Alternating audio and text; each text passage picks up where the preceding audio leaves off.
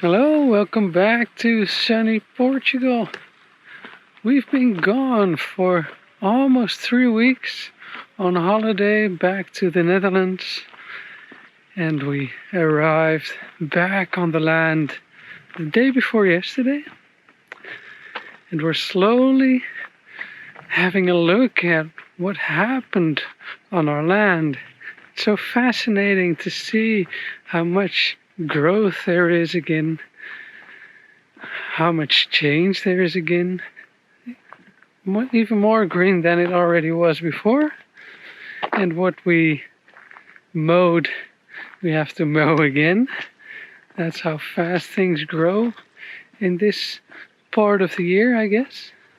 It's really nice to be back on the land after the speed of Holland.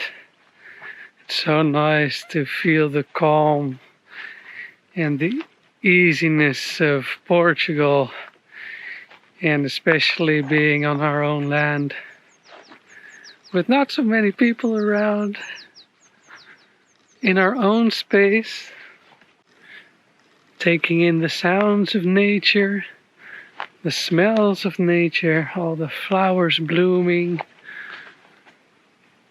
Spring really arrived here. So a lot of positive signs, but also signs that were, a little less as expected, or even not fun at all. So we sowed some grass around our house before we left,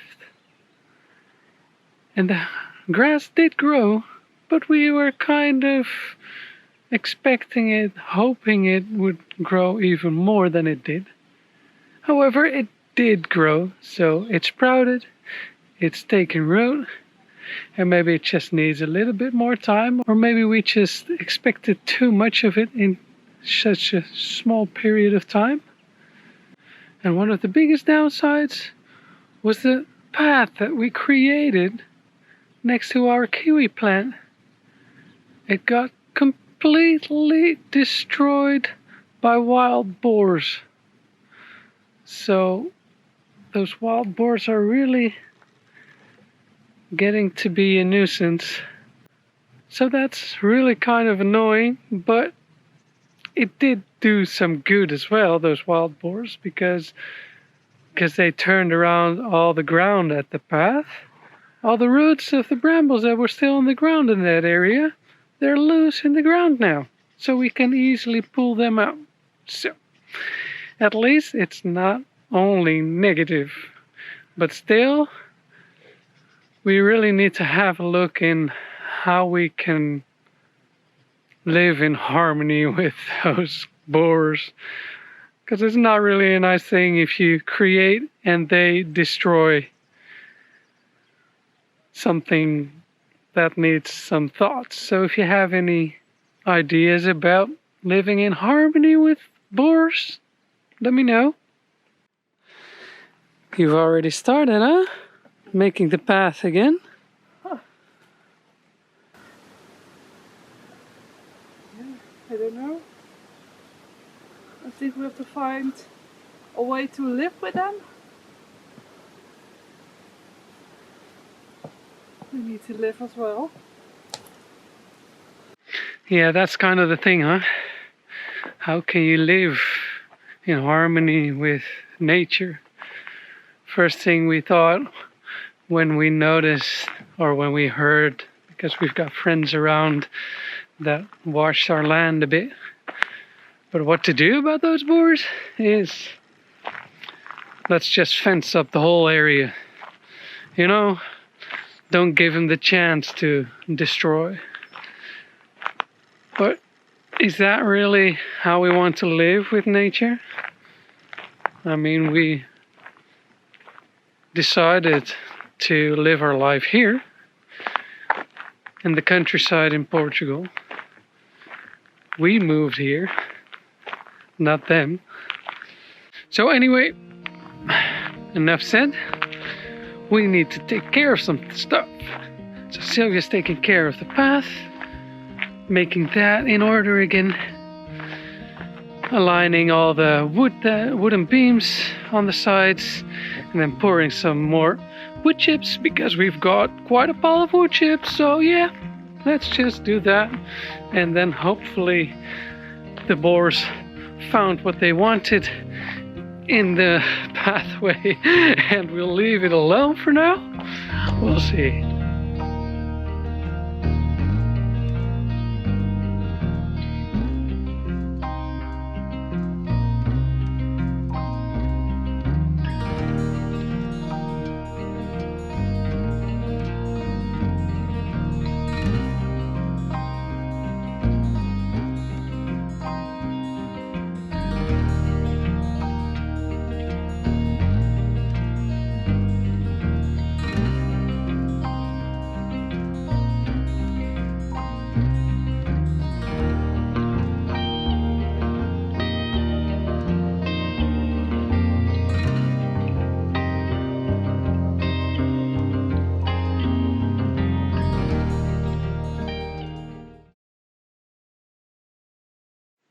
So while Sylvia's restoring the pathway outside, I need to have a look inside, or at least inside upstairs on the roof. Because we noticed when we came back that our wood stove was wet on the top. And you can still see here, look closely, it's all dirty. So we have a leakage. So now it's time to solve it. I've got some detergent, some fire resistant sealant. Let's get started.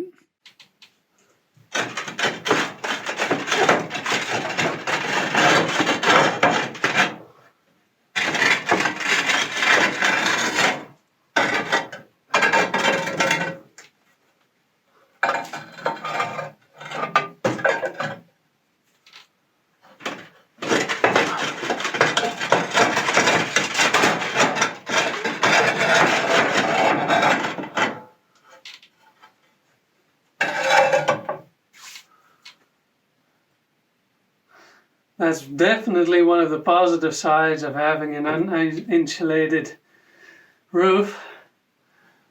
And you could just take out a few towels and reach everything you want to reach. It sure would be lovely to have an insulated roof though. Yeah. Let's see what we have here. Oh, yes, I fit through. Alright, first let's have a look at the view.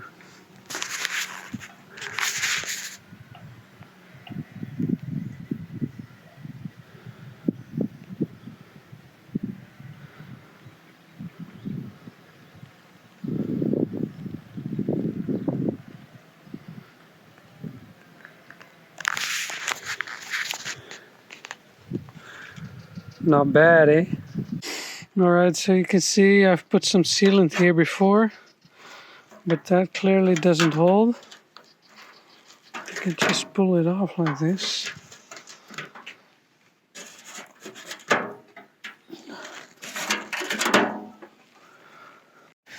Just seal it up and see if it holds. That's the thing when you're MacGyvering everything yourself. Sometimes things work directly. Sometimes you need a chance or two or three. We'll just see if it holds this time, and if it doesn't, then we'll have to have a different strategy to make this watertight.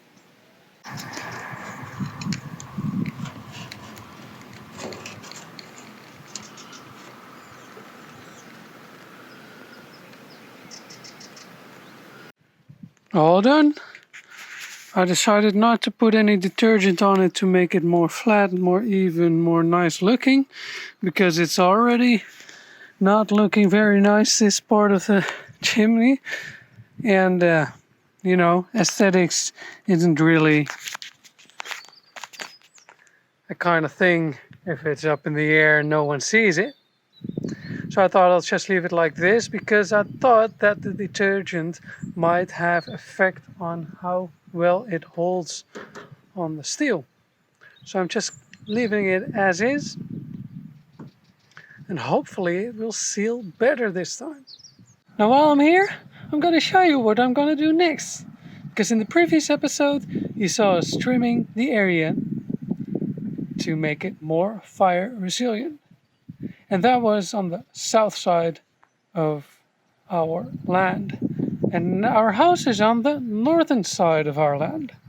And here on the back, we have a lot of bushes as well.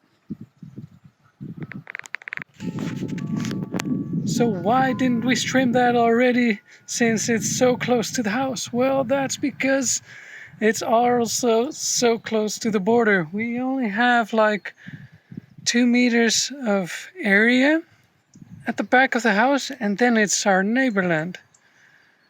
However, we haven't seen our neighbor since we moved here. We don't know who the neighbor is, and officially it's his job to clear the land near any buildings. So since we don't know who our neighbor is and it's essential that the land is being cleared, we'll just take matters in our own hand and clear a part. I wasn't expecting this. Okay. The handle just broke off. Time to MacGyver it. I've put both pieces halfway into the clamp. Hopefully that holds. Trimming take 2.